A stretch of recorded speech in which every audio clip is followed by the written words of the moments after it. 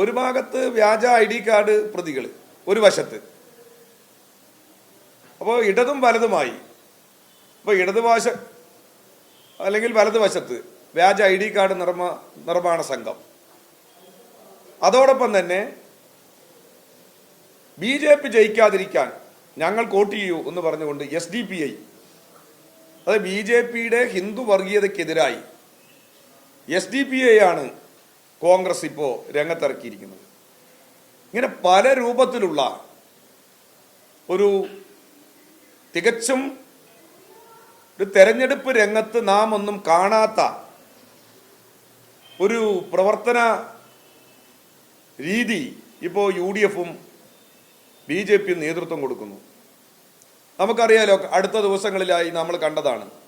നിങ്ങൾ ഈ മാധ്യമങ്ങളെല്ലാം അതിനെക്കുറിച്ച് റിപ്പോർട്ട് ചെയ്തിട്ടുള്ളതാണ്. ഒരു കല്യാണ വീട്ടിനകത്ത് കൈ കൊടുക്കാൻ വിസമ്മതിക്കുക, ഇതൊന്നും ഒരു പൊതുപ്രവർത്തന രീതിയല്ല.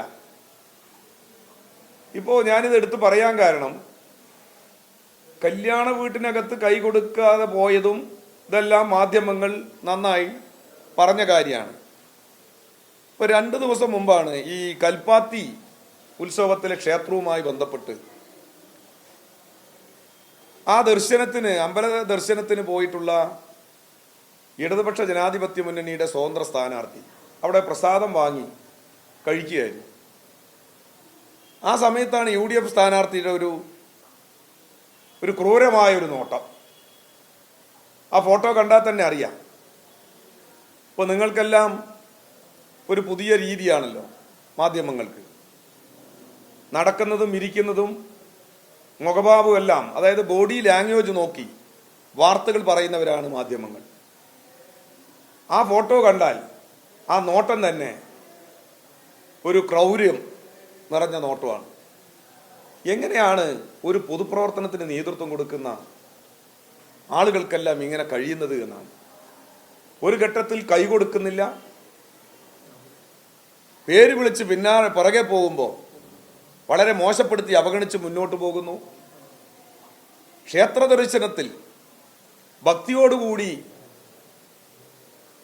LDFിന്റെ സ്ഥാനാർത്ഥി പ്രസാദം കഴിക്കുമ്പോൾ ആ ക്ഷേത്ര സന്നിധിയിൽ തന്നെ ഉണ്ടായിട്ടുള്ള UDFിന്റെ സ്ഥാനാർത്ഥി വല്ലാതെ വെറുപ്പിന്റെയും അസഹിഷ്ണുതയുടെയും നോട്ടം അദ്ദേഹത്തെ.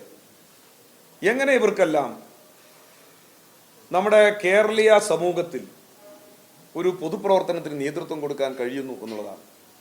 വ്യത്യസ്ത രാഷ്ട്രീയത്തിൽ പ്രവർത്തിക്കുന്നവരെല്ലാം നമ്മുടെ ഇടയിൽ ഉണ്ട്.